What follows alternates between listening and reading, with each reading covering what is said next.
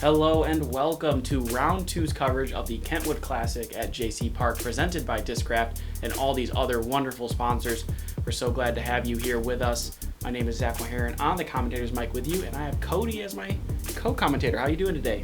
I'm doing pretty good. Looking forward to seeing some great disc golf here over at JC Park. And we saw a hot round won by Willie at that neck 13 in the previous round. Now we're joined by a couple more players. We're going to have to see who can end up winning it all here. So on this card, we've got Willie Prince, as mentioned, 990, shot that 1043 rated, 41 in round 1. You saw this guy play in round 1, didn't you? Yeah, so I got to play with Luke, goofing around. He's from Shepherd, Michigan, the highest rated player in the field, 994. Yep. Got Cameron Benak, who we saw at Flip City last year. Good to have him back on the channel again. He's very close behind at 43 at neg 11. And then last but not least, we got Sherman out of Rockford. Also shot a 43, 1017 rated round, looking to capitalize, off of that momentum. So going into it, we got hole 1, 186 feet. Got an early Mando, making you have to go into the right side to attack the basket. Probably going to see a lot of, right hand, backhand, or a little forehand with a putter. We'll probably see Zac do that again. It looks so good last round. Absolutely, yeah. If he can repeat that, he's going to be... Now, this is a deuce or die course, so you got to keep consistent here. And, oh no, Willie starting off with that early tree kick. Luckily, it didn't go OB, so it should hopefully be an easy up and down, but not the way he wants to start. And Luke hitting the first tree past the Mando. Wowzers. Yeah, that was almost looked like he threw like a grenade, and that thing went straight up. I don't know what it looked like in round 1 for him, but not what he was expecting here. And Zac just rinse and repeating from round 1. Holy smokes. Yeah, a little deja vu. Got Cameron. Very confident forehand player, actually. We'll see him throw a little bit of both. This is his glow zone, and he is hugging that far line tight. And wow, snagging a CTP. Yeah, good feel. Welcome to lead card. Luke essentially throwing another tee shot without a Mando. And whoa. It made me a little excited there for a second. Gave me a little tease. Got Willie with a longer putt. He was putting pretty well in round 1. Can he keep this up? Looks like the wind kind of pushed him off to the left. Even though it is sunnier, it is significantly colder than round 1. Yeah, I felt like slightly more breeze as well, if I recall correctly. Yes, wind definitely picked up for this round. Willie, though, with a confident par save here.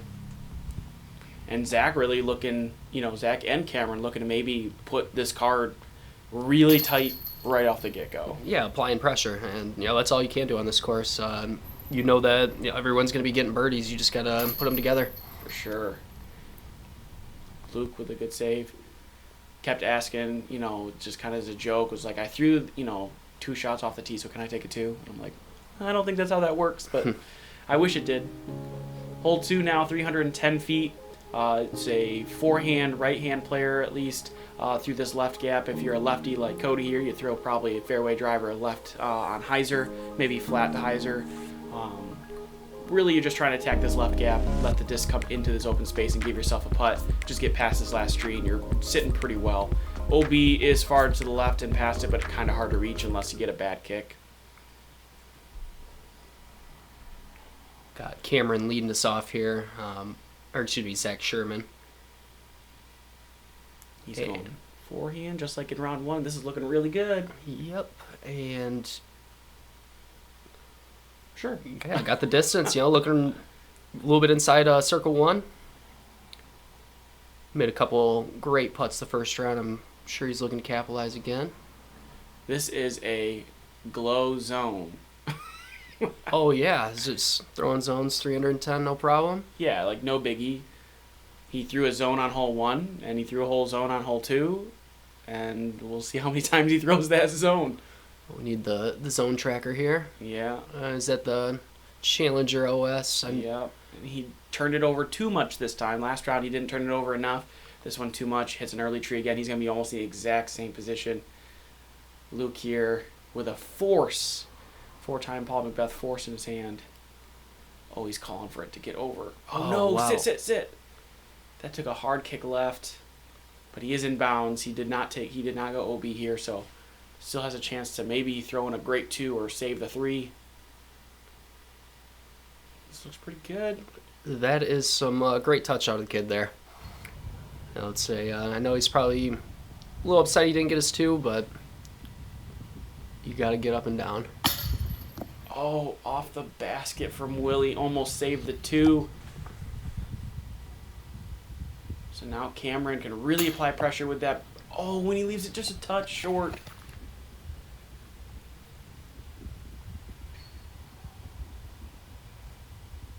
Zac here. Also leaving it short. No way. Not the way these guys kind of want to start off their putting day.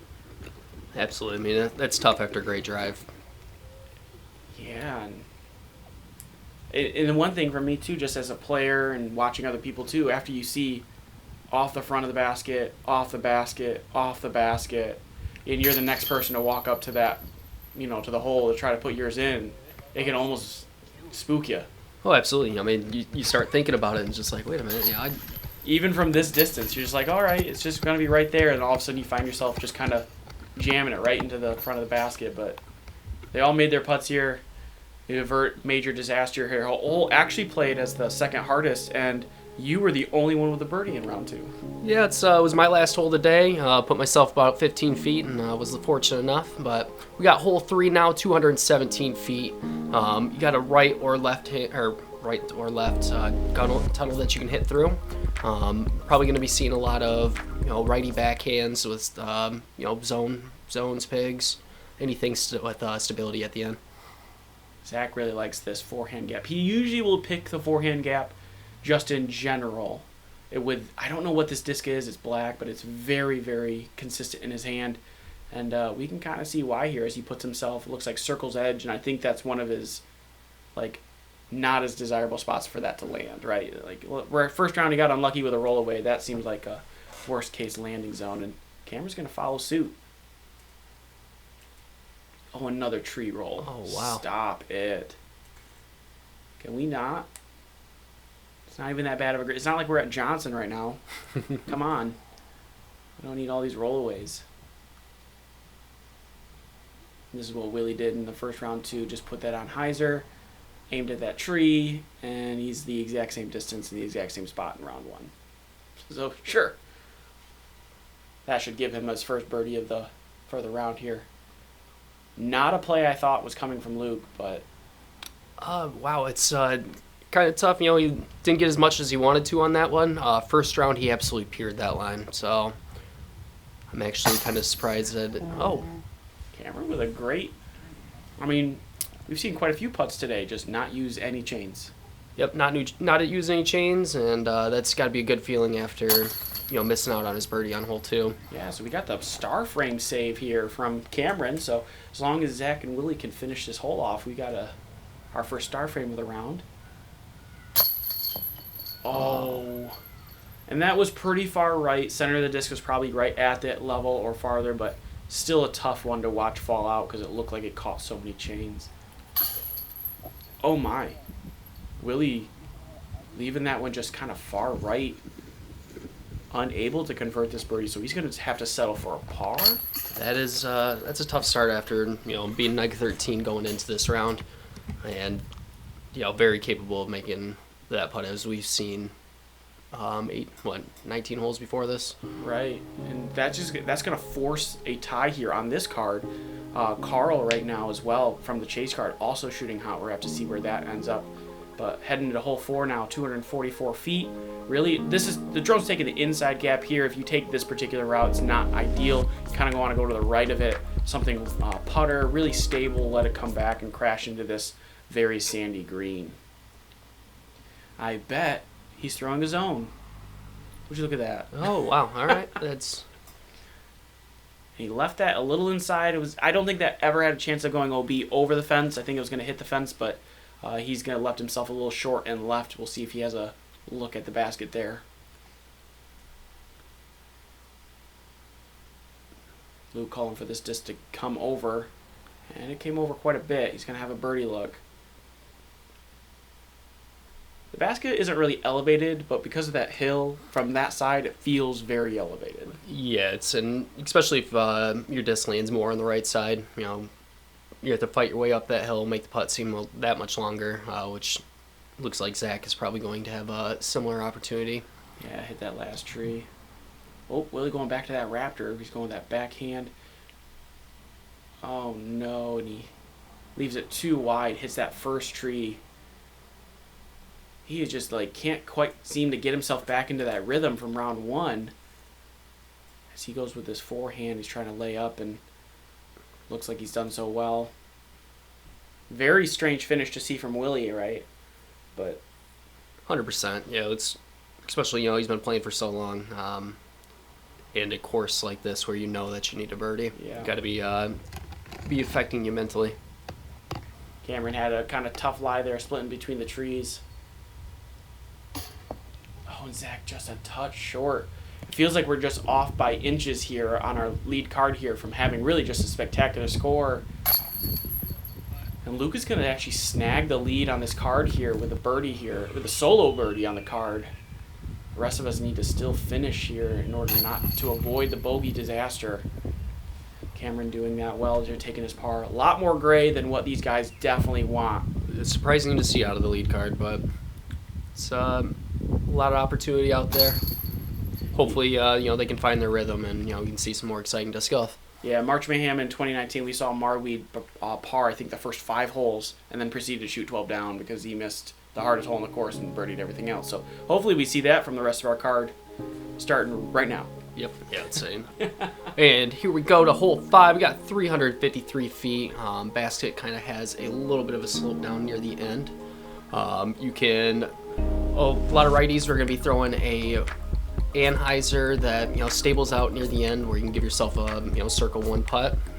As a lefty, I'm going to try to swing it out wide to the left and just let it finish.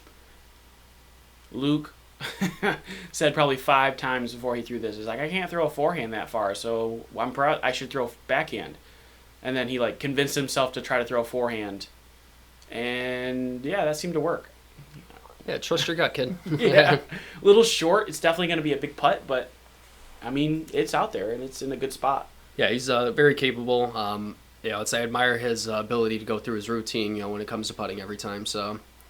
Oh my, Cameron not quite able to sneak past that tree there, probably because he didn't throw the zone. Right? Yeah. It's only 353 feet. He's got it. Right? Easy zone. What's that? No, just kidding, Cameron. But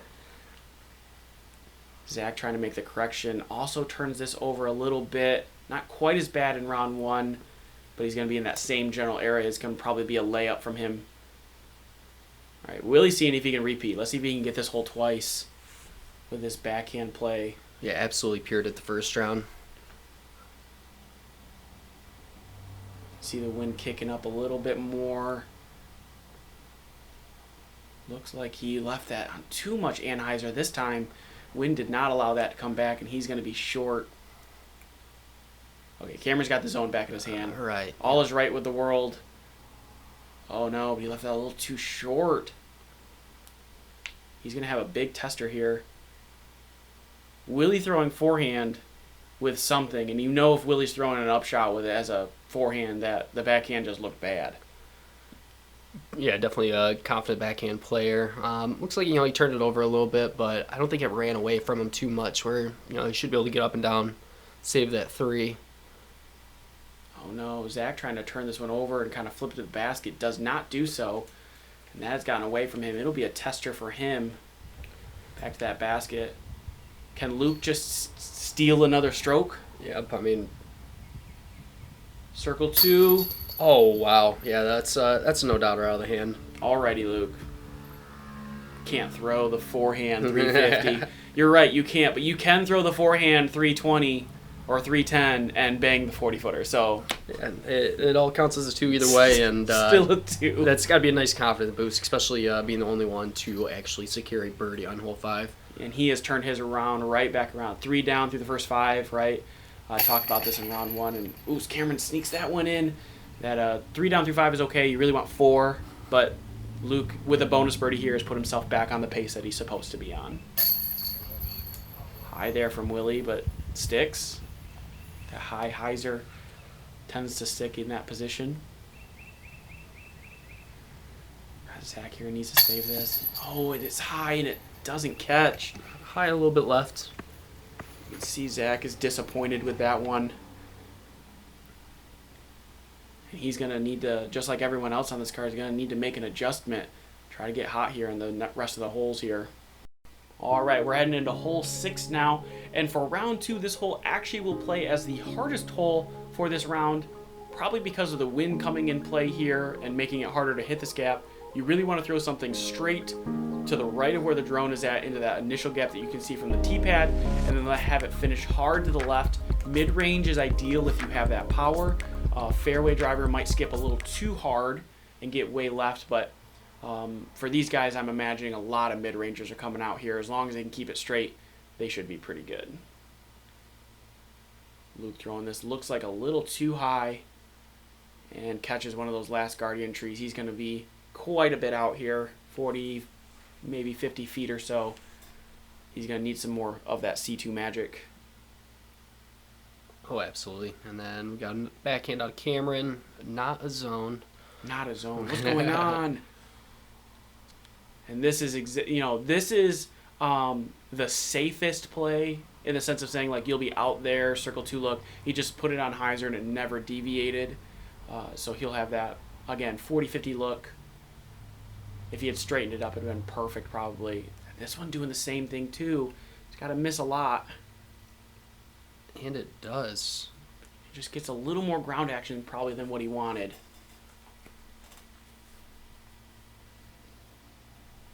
Zac really needs to dial it in here. His front 9 has not gone as well as he wanted. And he has pulled this over to the right. That's the wrong basket there. That is hole, looks like 13. I believe 13, yes. Yeah, hole 13. That is going to be a big putt from him. Luke wasn't really sure where he wanted that to go, up high or low. Didn't really give himself much of a chance on that, but still able to get up and down for a 3 with that look. All right, Willie, come on. Oh, come on, wow. Willie. You can see it in his eyes and his posture. He's just like, something's got to go. Oh, sit. Oh, thank goodness. Cameron with another shot between trees. I think that's his second or third already. He's just going for the crew view, man. Oh, 100%. Yeah, it's not many times you're on crew 42. You gotta make the most of it. For sure. And cleans up his par there. I think we missed Zac's up shot. I think that's his disc right there underneath the right tree there. Yep. Looks like he left it a little short and wide, but lots of wind. He was pretty far to the left there. Tough shot to be. And it looks like he's plugging in here, trying to get himself refocused to finish this round.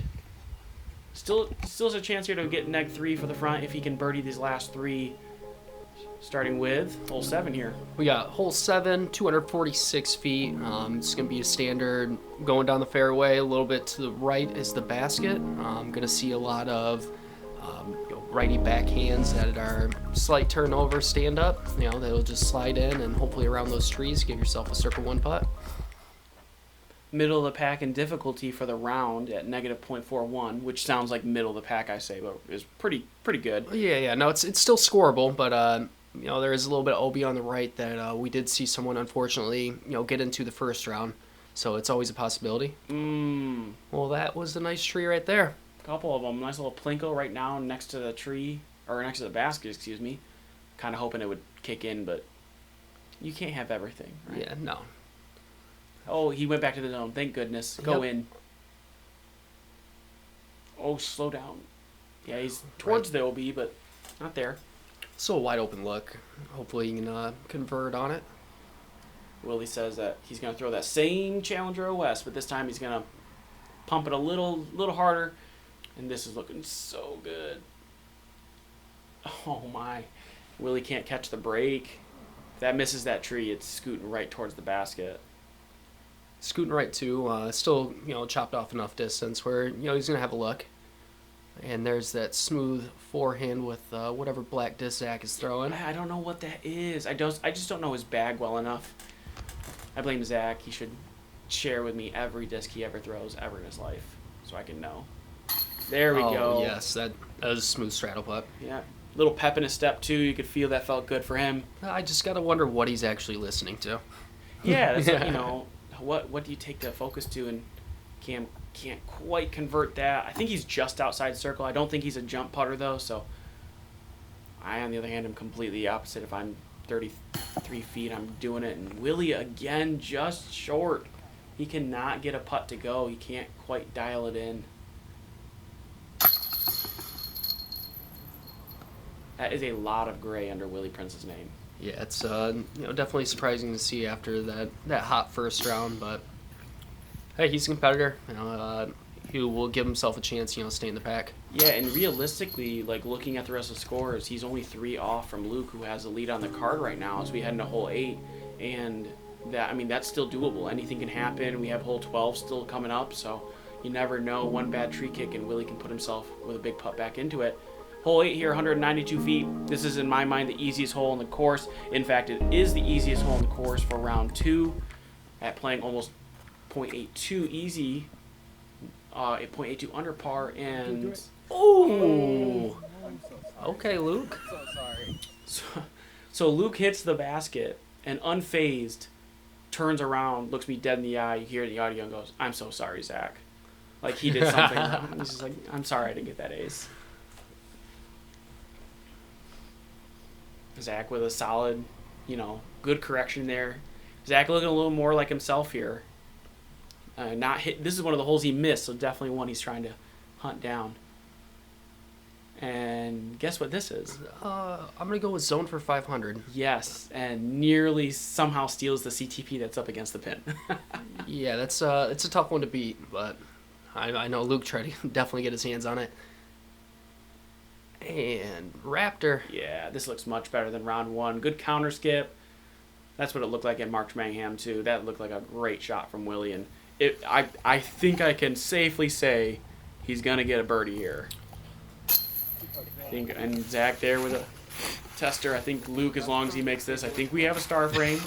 I feel like I'm jinxing something, so please don't prove me wrong. Well, that's why I've been quiet this whole time. Yeah, I'd have guilt at night if someone chains out of. Oh, okay. Whew. All right, I can. We're good. I think we can confidently say I think Willie can reach the basket. All right, we did it. There it is. All right, Willie Prince on the board for round 2. Finally getting that first birdie, and looks like everyone did here. Finally got a star frame. It's good to feel as we head into hole 9 now. All right, we got hole 9, 217 feet off the tee pad. Looks like you're just going to want to throw something out straight that finishes off to the right with probably zone, pig, anything slow with some stability.